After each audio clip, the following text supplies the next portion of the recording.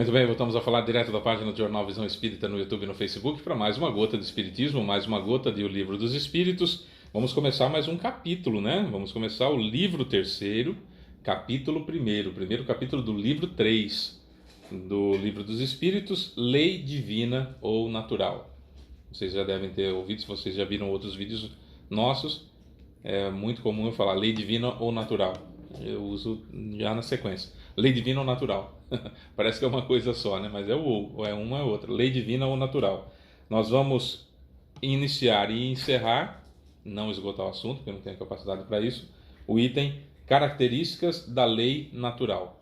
Características da lei natural. Questões 614, 615, 616, 617, 617A e 618. Por que tantas questões?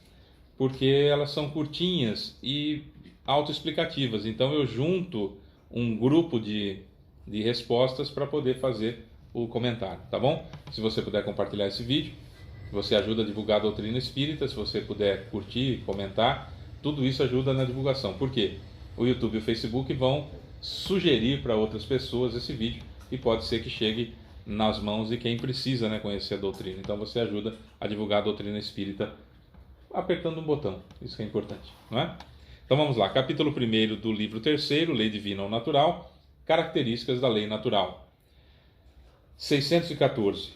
O que se deve entender por lei natural? Resposta: a lei natural é a lei de Deus, a única verdadeiramente necessária à felicidade do homem. Indica-lhe o que deve ou não deve fazer. E ele só é infeliz, o homem só é infeliz, o homem, a humanidade, ele só é infeliz porque se afasta dela, dessa lei. 615. A lei de Deus é eterna? Resposta: é eterna e imutável, não é passível de mudança, e imutável como o próprio Deus. Então perceba, nós somos infinitos. O que é isso? Nós somos criados, tivemos um início e não teremos fim. Nós espíritos somos assim. Fomos criados por Deus e não teremos fim. Isso é infinito. Deus sempre existiu e sempre vai existir. Isso é eterno. E as leis de Deus, as leis divinas ou naturais, são imutáveis, não se modificam, e são eternas. Sempre existiram e sempre existirão. 616. Deus pode ter prescrito aos homens numa época aquilo que lhes proibiria em outra? Mudava a lei? Mudou, isso não era permitido, agora é. Ou ao contrário? Resposta: Deus não pode enganar-se. Os homens, por sua vez, são obrigados a modificar suas leis por serem imperfeitas. As leis de Deus, porém, são perfeitas. A harmonia que rege o universo material e a harmonia que rege o universo moral é fundada nas leis estabelecidas por Deus desde toda a eternidade. 617. Não, antes disso, deixa eu só fazer um comentário aqui. A lei de Deus. Vamos pegar que rege o universo material. O universo está se expandindo desde que houve o Big Bang. Há uma teoria de que o universo se expande até um determinado ponto, depois se contrai, outro Big Bang se expande e contrai. Essa é uma teoria, que a gente só conhece 6% do universo, os outros 94% a gente não faz a mínima ideia do que seja. As galáxias estão se afastando, a Lua gira em torno da Terra numa velocidade que não permite que ela seja atraída para a Terra e caia na Terra. A Terra gira em torno do Sol numa velocidade de aproximadamente 108 mil km por hora. Essa velocidade que nós estamos viajando nesse momento em torno do Sol. E essa velocidade é suficiente para impedir, pela lei da inércia, vamos colocar assim, que a Terra caia e seja destruída pelo Sol. O Sol está girando em torno do buraco negro que tem no centro da nossa galáxia. Já deu 20 e poucas voltas nesses 4 bilhões de anos, porque é gigantesca a galáxia. E a velocidade que ele está é suficiente para que não haja a atração mais forte do buraco negro sugando o Sol lá para dentro, por exemplo. Então essas leis da gravidade, essas leis da inércia essas leis todas que mantêm o universo funcionando, não são passíveis de mudança. Então, desde que o universo foi criado, elas existem e são assim, perfeitas. Agora vamos falar do universo moral. Do universo moral, a lei que criou a situação dos princípios inteligentes que foram criados por Deus, vão estagiar o reino mineral, depois vão ser individualizados e vão habitar no reino vegetal, como a gente falou nos vídeos anteriores. Depois vai estagiar no reino animal, nós falamos também nos vídeos anteriores, até que transforma-se em espírito para chegar à perfeição.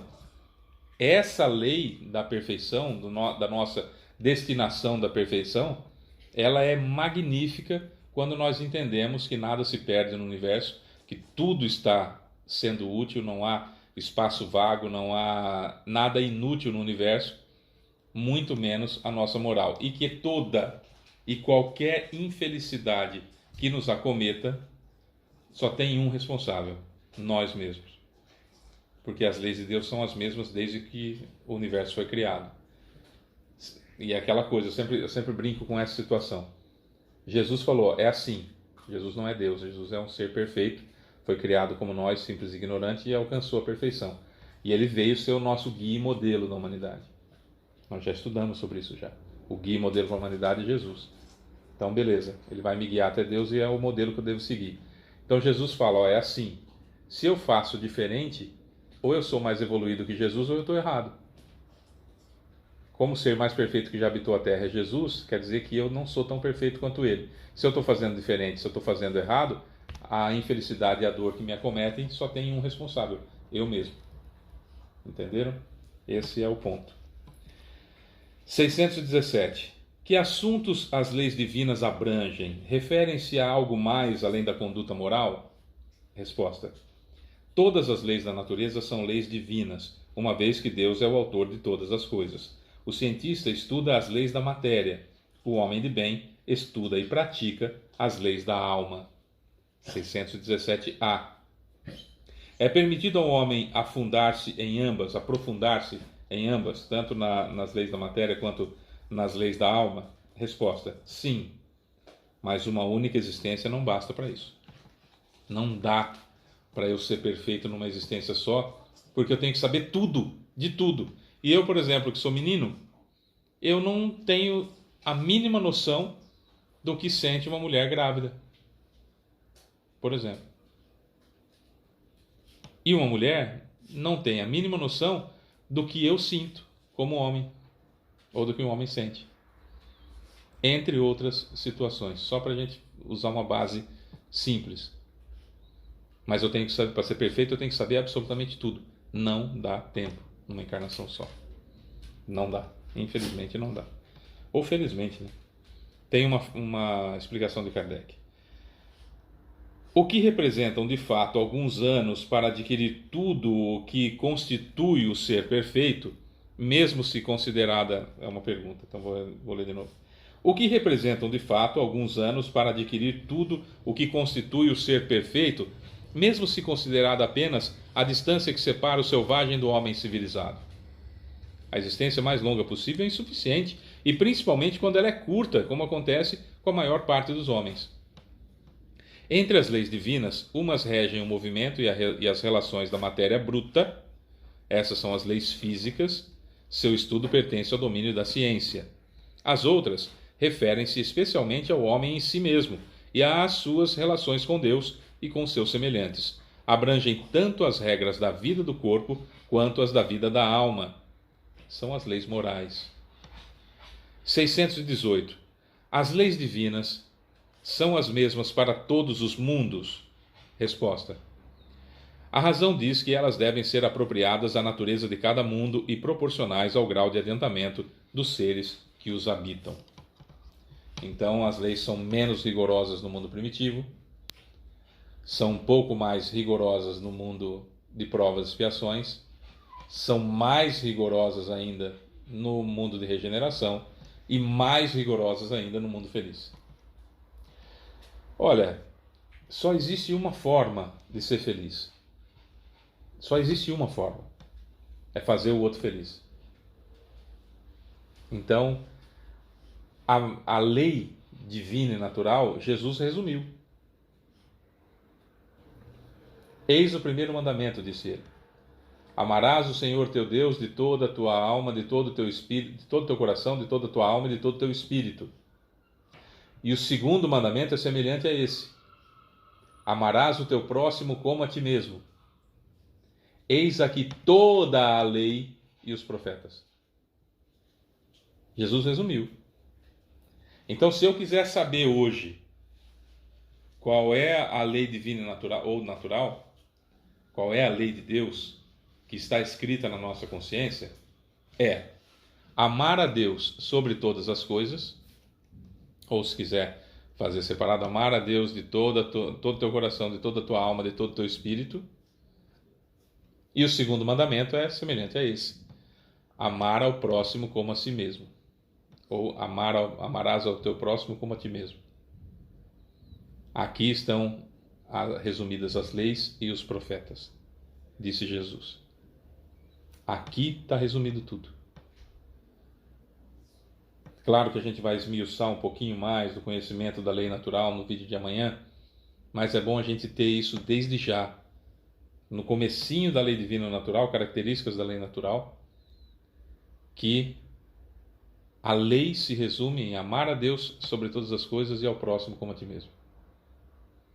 Fez diferente disso, está trilhando o caminho da infelicidade, está trilhando o caminho da dor, está trilhando o caminho do sofrimento.